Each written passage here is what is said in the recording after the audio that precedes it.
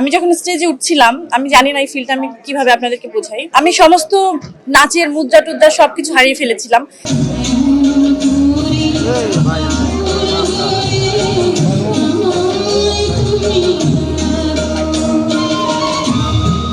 এত মানুষের সামনে যে এইরকম এই মিউজিকটা আসলে বাজবে, তখন আমার মনে হচ্ছিল আমি শুধু গানটাই শুনি। আমি আমি নাচতে পারছিলাম না তখন।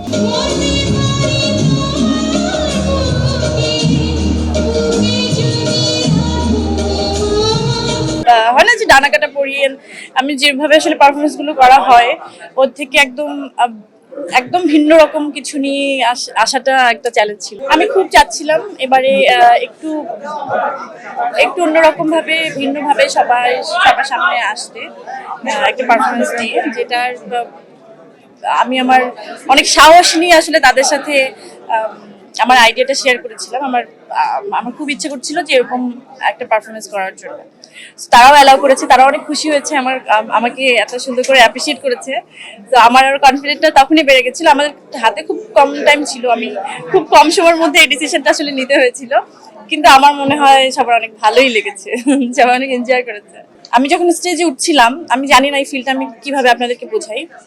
যখন আমি জাস্ট টার্ন করে আমি সবার দিকে তাকালাম, আমার আমার কোনো আমি সমস্ত নাচের মুদ্রা টুদ্রা সবকিছু হারিয়ে ফেলেছিলাম।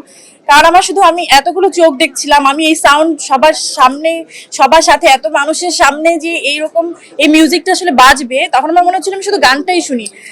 আমি নাচতে পারছিলাম না তখন। আমার মনে হচ্ছিল না, আমি তো নাচবো।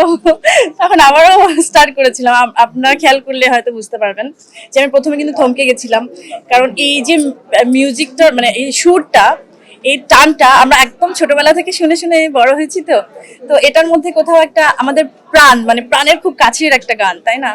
তো হ্যাঁ, আমি একটু স্লিপ করছিলাম ওই সময়। হ্যাঁ। হ্যাঁ, আমার মনে হচ্ছিল যে সামহাউ হয় না, ওই মাদারহুডের ব্যাপারটা তো আসলে জার্নিটা তো আমি কমপ্লিট করেছি, বা আমি মাদারহুড জার্নিটার মধ্যে দিয়ে যাচ্ছি। তো ওই ওই মা শব্দটার সাথে আমার অনেক বেশি হয়তো ওই কানেকশনটাই হয়তো সবাই দেখতে পেরেছে। স্বামী ওখান থেকে বেরোনোর সাথে সাথে সবাই যেভাবে আমাকে জড়িয়ে ধরছিল, যে মানে দেখেন, শুধু আমি তো পারফরমেন্স করিনি, প্রত্যেকটা লোকরাই কিন্তু আপনারা করেছেন। সবাই যেভাবে আমার আমার পারফরমেন্সের সাথে ছিলেন, এর থেকে বড় পাওয়া কিছু হতে পারে না। আসলে আমি খুবই খুবই কৃতজ্ঞ। আমি ওটাই চেয়েছিলাম যে ওরকম কিছু একটা হোক, যে মানুষ যেটা হয় না যে ডানা কাটা পরিয়ে আমি যেভাবে আসলে পারফরমেন্স গুলো করা হয় ওর থেকে একদম একদম ভিন্ন রকম কিছু নিয়ে আসাটা একটা চ্যালেঞ্জ ছিল। হয় না যে আমি কাতারে গেছি তো ঠিক আছে, কিন্তু আমি যখন স্টেজে উঠছিলাম তখন আমি সামনে দেখেছিলাম যে এক টুকরো বাংলাদেশ। আমি শুধু বাংলাদেশকেই ফিল করেছি, আমার মানুষজনদের, আমার আমার ভাষার লোকজনদের। তো আমার আমার মনে হয়নি যে আমি আসলে অনেক দূরে চলে গেছি। আমার মনে হচ্ছে আমি বাংলাদেশের মধ্যেই দাঁড়িয়েছি।